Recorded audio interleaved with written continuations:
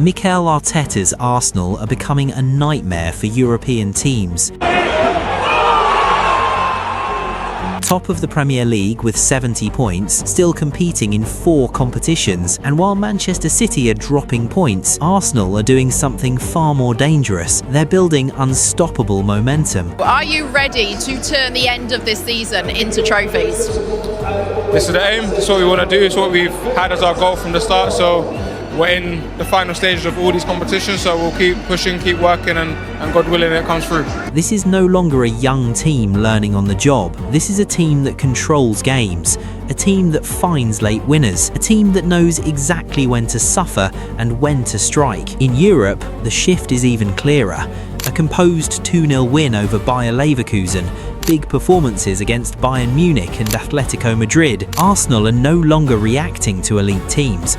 They're dictating the tempo, managing moments and deciding games on their terms. And the structure behind it all is what makes them terrifying. Raya bringing calm, Saliba and Gabriel locking down space, Declan Rice dominating midfield battles, a fluid attack that doesn't rely on one player to win games. Now, with a final against Manchester City approaching, everything is aligning, because one trophy could change everything. It could turn consistency into dominance, and it could confirm what Europe is starting to realise.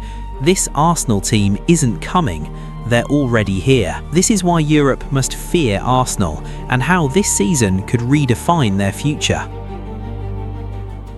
Let's get one thing straight from the start. This is not the Arsenal people used to discuss with that particular mix of sympathy and quiet condescension.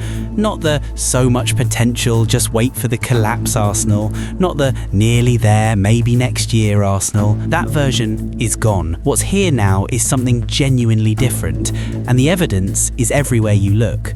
By March 17th, 2026, Arsenal are alive in 4 competitions simultaneously. They lead the Premier League, they've reached the Champions League quarter-finals where they'll face Sporting CP, they're in the Carabao Cup final against Manchester City on March 22nd, and they're in the FA Cup quarter-finals away to Southampton in early April. 4 competitions, deep into the season, still standing in all of them. Clubs don't do that by accident. They do it through structure, depth, and most importantly, control. And control is really the word that defines this Arsenal. They're top of the Premier League with 70 points from 31 matches, 21 wins, just 3 defeats, a goal difference of plus 39.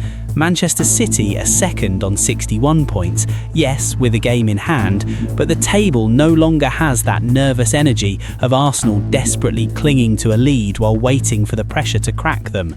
It feels like Arsenal are setting the pace and forcing everyone else to respond. And this wasn't a late surge built on a hot streak either. After just 20 games, Arsenal were already 6 points clear, the biggest lead the club has ever held at that stage of a Premier League campaign. They've been shaping this title race for months. Tactically, the evolution under Arteta is genuinely fascinating. They still build from a 4-3-3 foundation, but the shape shifts intelligently depending on the moment. In build-up, one full-back steps into midfield, giving Arsenal an extra body in central zones before they attack. Out of possession, they remain one of the most aggressive pressing sides in the league. And add their danger from set pieces, and you have a team that can hurt you in multiple completely different ways. Suffocate you with the ball, pin you back with relentless pressure, or punish you from a dead ball situation when you finally started to breathe. That's what makes them feel complete now. Older Arsenal sides often needed ideal conditions to look good. Rhythm, confidence, space, everything clicking at once. Miss any of those ingredients and things could unravel quickly. This Arsenal doesn't need perfect conditions. This one can dominate when the game is open and endure when it's suffocating. It can look sharp and stay patient. And in a title race, that difference is absolutely enormous, because championships aren't decided only in the beautiful games, they're decided in the awkward ones, the tense ones, the matches where the crowd gets restless, the opponent refuses to open up, and everyone on the pitch is quietly managing their nerves. The Everton game on March 14th was the perfect example. This was not one of those flowing, everything clicks Arsenal performances that make neutrals stop and appreciate what they're watching. It was tense, it was stubborn. For long stretches, it genuinely looked like one of those afternoons where title pressure quietly turns a good team anxious. The kind of match where you're passing it sideways for the 15th time, and even the most optimistic fan is starting to check how many minutes are left. Then, Arsenal found an answer. Arteta turned to the bench, on came Max Daumann, and the game changed almost immediately. He controlled the tempo, injected directness into attacks that had gone flat, and was directly involved in the first goal before scoring himself in stoppage time. Victor Gyökeres opened the scoring in the 89th minute, Daumann added a second in stoppage time, and Arsenal won 2-0. The result matters, but how they got it matters even more. They stayed calm, they trusted the bench, they found the breakthrough late, and that is increasingly becoming a pattern, not a coincidence. Arsenal lead the Premier League this season for both goals by substitutes and assists by substitutes.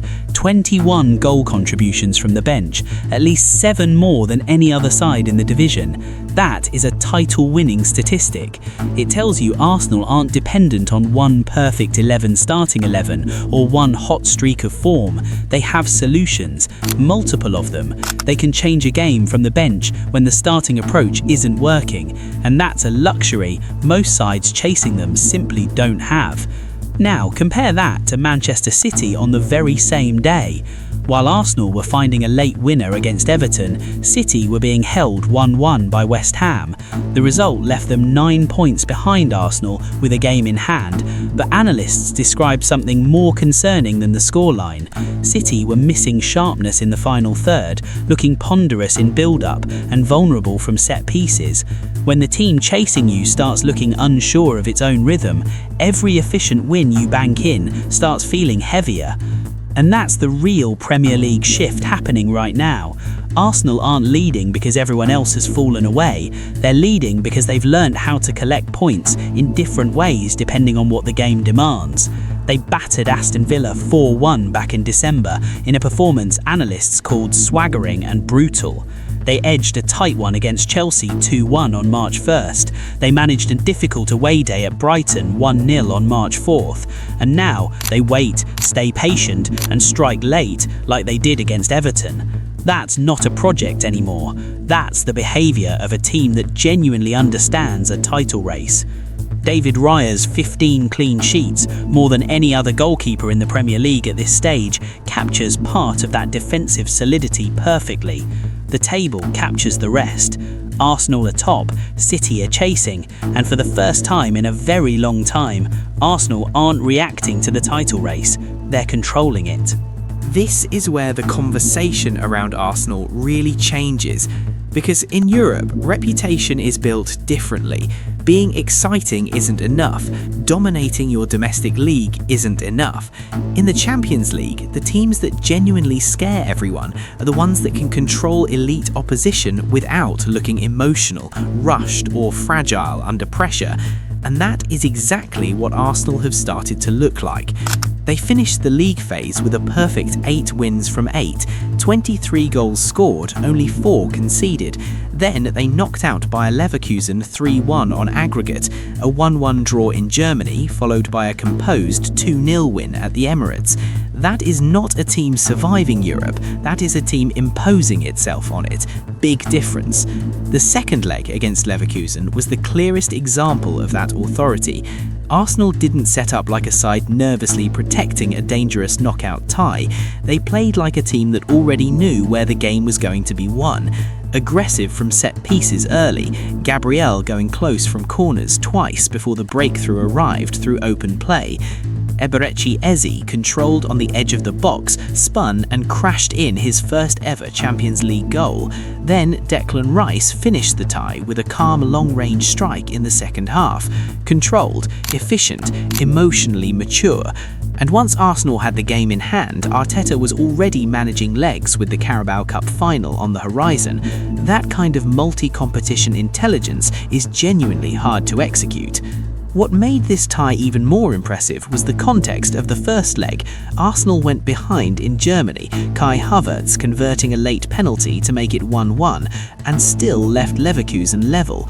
No panic, no over-chasing, no sense that the occasion had grown bigger than the team. In previous years, Arsenal in Europe could look brilliant in spells, but still feel slightly vulnerable to those momentum swings that define knockout football. This tie genuinely didn't feel like that. They absorbed the setback and still controlled their destiny. But Leverkusen wasn't a one-off. Arsenal have shown this level repeatedly against elite European opposition this season. Atlético Madrid, 4-0, October, and the way it unfolded tells you everything. Atletico came with their classic deep, compact defensive structure, the kind that makes attacking teams pace up and down the touchline, wondering where the gap is while their manager develops a stress headache on the bench. Analysts noted Arsenal were limited to just 0.51 xG in the first half, not much, barely anything. But Arsenal didn't force it, they stayed patient, kept their shape, kept their composure, and then between the 57th and 70th minutes they scored 4 goals. 4 goals in 13 minutes against Diego Simeone's Atlético Madrid. Analysts highlighted what changed: quicker midfield rotations, more direct forward passing, better access into central areas. In simple terms, Arsenal stopped circulating the ball around Atletico's block and started moving players through different lanes until the structure cracked. That is a massive tactical step forward. Not every big European game is won by starting at full intensity. Sometimes it's won by being patient enough to create the opening and then being clinical enough to take it. Then Bayern Munich at the Emirates, November, 3-1, a genuine statement against one of European football's traditional heavyweights. Analysts called it a statement win that kept Arsenal perfect in the competition at that stage, and the pattern of the match told the bigger story. Arsenal were dangerous from set pieces, aggressive in duels, and physically and technically strong enough to blow Bayern away in the second half. Declan Rice was man of the match. Jurriën Timber opened the scoring from a Saka corner. Arsenal matched Bayern with intensity, then exceeded them for control. And the overall European numbers reflect all of it. 26 goals scored, only 5 conceded, 6 clean sheets, nearly 54% possession, 86% passing accuracy. Those are the numbers of a side that can dominate the ball without becoming naive and defend without becoming passive. Now, let's talk about why Arsenal are built this way, because it comes down to the spine. David Raya is the foundation, and his value goes beyond saves, though his 15 clean sheets, more than any other goalkeeper in the Premier League at this stage, speak for themselves. Arsenal use Raya to begin control, not just end danger. He's part of the structure from the first touch, which changes how the whole team behaves. Defenders can hold their line higher, midfielders can receive with more confidence, the whole side stays connected because the goalkeeper isn't just the emergency service at the back, he's the first player in the build-up. Analysts noted he recorded 43 clean sheets on his first 100 Premier League appearances, more than any Arsenal goalkeeper over the same span. That kind of reliability is contagious. In front of him, Saliba and Gabriel are arguably the best centre-back partnership in the Premier League right now. Saliba makes defending at a high line look almost boring, the kind of defender who glides into recovery positions that would have other centre-backs lunging in desperation and getting spun like a revolving door. Gabriel brings force, timing, and genuine set-piece threat. Together, they allow Arsenal to press aggressively without leaving catastrophic space in behind, and in Europe, that balance is absolutely crucial. If your centre-backs can't hold a high line, your midfield gets stretched and your press collapses entirely. Midfield is where Arsenal often win the argument before the game is even decided. Declan Rice is the power source, covers ground, destroys transitions, arrives in decisive moments. His goal against Leverkusen, his influence in the Atletico win, this is a player performing at the absolute peak of his abilities. Martin Zubimendi gives Arsenal cleaner progression and calmer first phase build-up, the kind of midfielder who makes the team look more composed simply by being in the right position. And Eberechi Eze, especially with Ødegaard injured, has provided invention and control control higher up the pitch. Analysts specifically highlighted Zubimendi's technical quality and the quicker midfield rotations that helped Arsenal unlock Atlético after half-time. One player wins duels, one organises rhythm, one unlocks the next line. That's what a properly functioning midfield looks like. Up front, Bukayo Saka remains the reference point, the player every opponent has to account for, which automatically creates space for everyone else. But Arsenal are no longer easy to nullify even when Saka is crowded out. Trossard provides connective play between the lines. Eze can carry or combine in central zones. The wide rotations make the front line less static and more unpredictable than it's ever been. Arsenal can score from a set piece, from a second ball situation, from wide delivery, or from a midfielder arriving late into the box. That variety is what makes this attack feel genuinely dangerous rather than just talented. And that is the biggest reason Europe should be paying attention right now. Arsenal aren't going into these games hoping their talent shows up on the night. They are entering every match with a repeatable structure, one that can defend deep, press high, hurt you from dead balls, and manage two-legged ties with patience instead of panic. The Leverkusen win confirmed it, not just as a result, as a statement. Arsenal are no longer reacting to big European nights, they are dictating them. Arsenal are competing on every front, and they're not fading, they're getting stronger. Tactically, they're one of the most complete sides in Europe right now. They can press high and defend deep, build patiently and attack directly, win through midfield control, defensive resilience, or individual brilliance, whatever the game demands. Most elite teams lean heavily in one direction. Arsenal don't have that imbalance. Add 21 bench goal contributions, more than any other Premier League side, and this isn't a team carried by two players. It's a team with solutions everywhere. What they're doing domestically is now translating to Europe. That was always the missing piece. Now it's becoming a strength. Arsenal are no longer reacting to big moments. They are stepping into them. This isn't a team building towards success anymore. This is a team arriving.